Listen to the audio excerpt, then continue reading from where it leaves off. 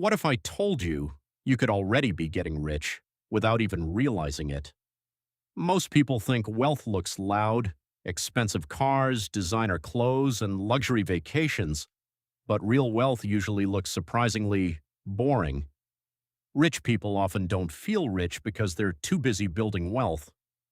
Today, I'll show you 8 signs you're secretly becoming wealthy. Sign number 1, you spend less than you earn. You don't buy things just to impress strangers. Every month, some money is left over. That extra money becomes your future freedom. The goal isn't looking rich, it's becoming rich. Second sign, you think long-term instead of chasing quick money.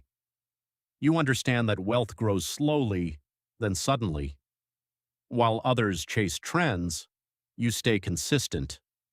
Small investments repeated for years beat lucky guesses. If you're patient while everyone else is impatient, you're already ahead. Real wealth isn't flashy, it's quiet, and that's exactly what makes it powerful. If you enjoyed this video, subscribe for more simple finance lessons that can help you build lasting wealth.